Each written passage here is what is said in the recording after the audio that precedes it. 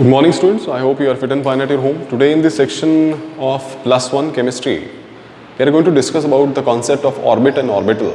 हमने हमारे previous section में क्वांटम मैकेनिकल मॉडल के बारे में बात की थी, dual nature of wave of matter के बारे में बात की थी ना। यहाँ पे जब हम क्वांटम मैकेनिकल मॉडल के बारे में बात कर रहे थे तो वहीं से हमने स्क्रॉडिंगर वेव इक्वेशन जो हमने पिछले सेक्शन में की, स्क्रॉडिंगर वेव इक्वेशन जो हमें किसका आइडिया देती है, ऑर्बिट जो हमारा होता है, ऑर्बिटल जो हमारा होता है उसका आइडिया देती है। ऑर्बिट तो हमने पहले किया था, ऑर्बिटल का आइडिया हमें कौन देती है, क्वांटम मैकेनिकल मॉडल हमें देता है, जो हमें स्क्रॉडिंगर वेव जो हमारी वेव इक्वेशन थी उससे हमें पता चला था, द वेव फंक्शन। ध्यान होगा आपको, द वेव फंक्शन। ये तो ऑर्बिटल जो है, what it is exactly, orbital क्या है? ऑर्बिटल बेसिकली क्या है? It is the space around the nucleus in which the probability of finding the electron is maximum 99% आप कह सकते हो। तो ऑर्बिटल वो जगह है न्यूक्लियस के चारों तरफ जिसके अंदर इलेक्ट्रॉन के मिलने की संभावना जो होती है वो मैक्सिमम होती है। जैसे हम कह सकते हैं कि अंदाजे से 99%, अबोव 90% इलेक्ट्रॉन के मिलने के चांसेस वहीं पे होते हैं। तो एक डिफरेंस तो बनता है कि ऑर्बिट, हमने पहले कॉन्सेप्ट देखा था ऑर्बिट का, जो रदरफोर्ड एटॉमिक मॉडल आया, उसके बाद में जो हमारा बोर्स एटॉमिक मॉडल आया, वहाँ पे जो हमारा कॉन्सेप्ट था वो ऑर्बिट पे था। After quantum mechanical model orbital आ गया है। तो एक डिफरेंस ज़रूर बनता है कि इन दोनों में क्या अंतर है, वही हम करने वाले हैं यहाँ पे। देखिए, ऑर्बिट एंड ऑर्बिटल। ऑर्बिट क्या है? Orbit is the circular path around the nucleus. That is simple definition about it. Orbit क्या होता है? एक सर्कुलर पाथ है अराउंड द न्यूक्लियस जिसके अराउंड, इसके अंदर इलेक्ट्रॉन्स घूमते हैं। ये ऑर्बिट है, दिस इज न्यूक्लियस। ये न्यूक्लियस है और इसके चारों तरफ ये जो आप देख रहे हैं, दीज आर ऑर्बिट्स। ये ऑर्बिट्स होते हैं हमारे, ठीक है। सो जो वेल डिफाइंड सर्कुलर पाथ है जिसमें इलेक्ट्रॉन क्या करते हैं, रिवॉल्व करते हैं अराउंड द न्यूक्लियस, उसको हम क्या कहते हैं? ऑर्बिट कहते हैं। अब ऑर्बिटल की बात करें तो हमने अभी डेफिनेशन की थी, the space around the nucleus. ये कोई ओपन स्पेस हो सकती है अराउंड द न्यूक्लियस जिसमें इलेक्ट्रॉन के मिलने की संभावना सबसे ज़्यादा होती है। So that is the orbital. Means ये सर्कुलर पाथ है और ये 3 डायमेंशनल स्पेस है। ये डिफरेंस मेजर यहाँ पे बनता है ऑर्बिट और ऑर्बिटल में। ऑर्बिट एक वेल डिफाइंड सर्कुलर पाथ होता है, जबकि ऑर्बिटल जो है वो एक 3 डायमेंशनल स्पेस होती है, एक्स वाई जेड कहीं भी हो सकती है, ठीक है। नेक्स्ट बात यहाँ पे जो आती है that is the shape. Orbit का जो शेप होता है वो सर्कुलर है और डिस्क टाइप है, द सिंपल शेप सर्कुलर।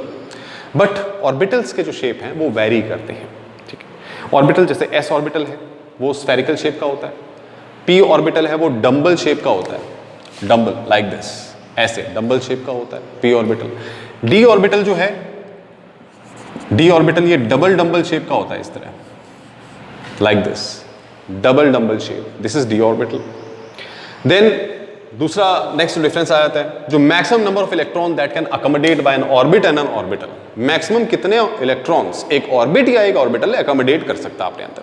तो अगर हम ऑर्बिट की बात करें तो मैक्सिमम नंबर ऑफ इलेक्ट्रॉन जो कि ऑर्बिट अपने साथ अकोमोडेट कर सकता है, that are given by 2n², by the formula 2n², जहां पर n क्या है, that is the number of orbit, यानी कि KLMN की बात कर रहा हूं मैं, 1 2 3, n इंटीजर है नॉर्मल, ठीक है, इंटीजर है।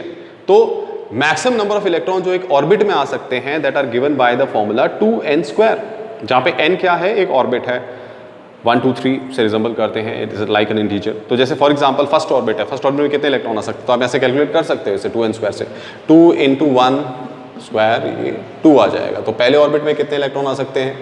2 आ सकते हैं।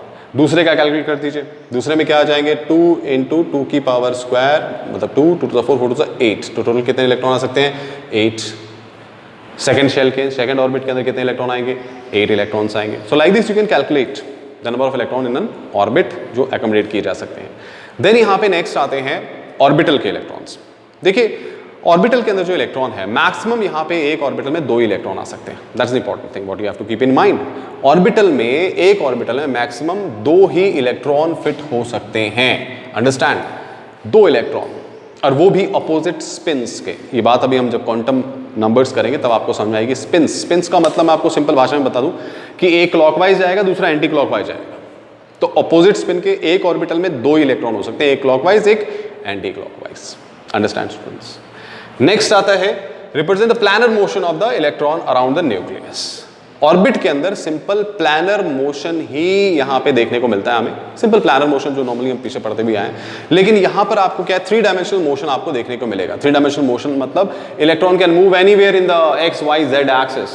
3D में इलेक्ट्रॉन कहीं भी मूव कर सकता है, ठीक है, XYZ एक्सिस के अंदर। तो यहाँ पे 3 डायमेंशनल मोशन ऑर्बिटल के अंदर और ऑर्बिट के अंदर सिंपल प्लानर मोशन देखने को मिलता है, किसके अंदर, हमें इलेक्ट्रॉन्स का ऑर्बिट के अंदर।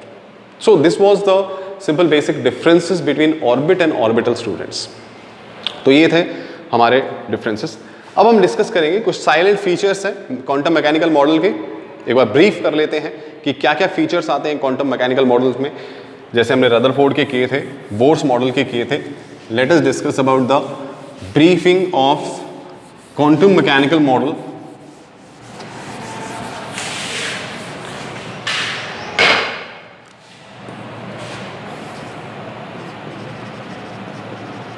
Quantum mechanical model, quantum mechanical model. So देखिए क्वांटम मैकेनिकल मॉडल हमें क्या कह रहा है। सबसे पहले on the model of quantum mechanics हम या स्क्रॉडिंगर वेव इक्वेशन, उन सबको ध्यान में रखते हुए क्या बनाया है क्वांटम मैकेनिकल मॉडल, हमने यहाँ पे डिस्कस कर रहे थे। तो उसके कुछ पोस्टुलेट्स हैं, इंपॉर्टेंट फीचर्स है जो हम डिस्कस कर लेते हैं। The first feature of the quantum mechanical model is the electron in an atom. किसी भी एटम के अंदर जो इलेक्ट्रॉन्स हैं have only quantized energy states. उनके पास क्या होती हैं, क्वांटाइज्ड एनर्जी वैल्यूज होती हैं, क्वांटाइज्ड एनर्जी स्टेट्स होते हैं। This is the first point, that means the electrons in an atom have only quantized values of energy. The electrons in an atom has quantized energy values। Quantized energy values का मतलब क्या है? Quantized energy values का मतलब यहाँ पे ये है कि जो एनर्जी की वैल्यूज हैं फॉर अ ऑर्बिटन और N orbital, basically they can be express the mathematical system, उनको हम क्वांटाइज कर सकते हैं। तो क्वांटाइज वैल्यू ऑफ एनर्जी जो है वो ऑब्टेन कहाँ से होती हैं, अब उनको मैथमेटिकल फॉर्म में कैसे एक्सप्रेस किया गया है, कहाँ से आएंगी वो मैथमेटिकल वैल्यूज। ये जो क्वांटाइजेशन है एनर्जी का, जो एनर्जी वैल्यूज का क्वांटाइजेशन किया गया है, that is taken from the Schrodinger wave equation students, जो हमने प्रीवियस सेक्शन में किया था। स्क्रॉडिंगर जो वेव इक्वेशन है that gives us the idea of the quantisation of the energy values. जो एनर्जी वैल्यूज हैं उनका जो क्वांटाइजेशन है, उनकी जो वैल्यूज बेसिकली हैं वो हमें कहाँ से मिलती हैं, स्क्रॉडिंगर वेव इक्वेशन से मिलती हैं। वहाँ जो कॉरस्पॉन्डिंग वेव फंक्शन है, this is the wave function. This wave function help us to calculate the values of those particular energy values from this. इसका सॉल्यूशन करेंगे, स्क्रॉडिंगर वेव इक्वेशन को सॉल्व करेंगे तो we can get easily the values, energy values. Okay students, so this was the first postulate, first feature of, हम कह सकते हैं, quantum mechanical model. ये यहाँ पे हमें देखने को मिलता है। नेक्स्ट थिंग जो यहाँ पे आती है क्वांटम मैकेनिकल मॉडल के बारे में, कि जो वेव फंक्शन है, जो वेव फंक्शन ये हमने देखा यहाँ पे, this is the wave function. इसका कोई बेसिक फिजिकल सिग्निफिकेंस नहीं है, देयर इज नो फिजिकल, ये हमने वहाँ पे भी बात की थी प्रीवियस सेक्शन में, there is no physical significance of the wave function here in the quantum mechanical model basically. However अगर हम इसको क्या कर दें, अगर इसका स्क्वायर कर दें, if we take like this wave function का square, this gives the probability. Now ये हमें इलेक्ट्रॉन डेंसिटी दे देता है, the probability of electron density, this provide the probability of electron density। Probability दे देता है, इलेक्ट्रॉन डेंसिटी की हमें क्या दे देता है, give the probability of finding the electron at a point. यानी ये यहां से हमें क्या मिलता है, और ऑर्बिटल का जो आइडिया आया that comes from this wave function square, यहां से हमें पता चल जाता है कि जो प्रोबेबिलिटी है, जो इलेक्ट्रॉन डेंसिटी की प्रोबेबिलिटी है, वो कहां किस पॉइंट पर मैक्सिमम है, that is given by this wave function square. ठीक है, नेक्स्ट जो अब यहाँ पे एक और हम पॉइंट यहाँ पे एक और पॉइंट ऐड कर सकते हैं। तो जब by finding wave function square, भाई अगर हमें वेव फंक्शन का स्क्वायर पता चल जाता है, सो बाय फाइंडिंग दिस, अगर हम वेव फंक्शन स्क्वायर पता लगा लेते हैं, तो we can find the probability of electron around the nucleus. हम इलेक्ट्रॉन की प्रोबेबिलिटी, मिलने की प्रोबेबिलिटी कह रहा हूं, तो फाइंडिंग द इलेक्ट्रॉन, वो हमें वेव फंक्शन स्क्वायर से पता चल सकती है। अगर हमें वेव फंक्शन स्क्वायर का हमने फाइंड कर लिया उसको स्क्वाड्रेटिक इक्वेशन से, तो we can find the probability of electron density around the nucleus in an atom. So these are the basic features students of the quantum mechanical model, ऐसा जो हमने यहाँ पे देखे हैं। तो आई होप आपको समझ में आएगा। In case you have any doubts you can contact me. Thank you.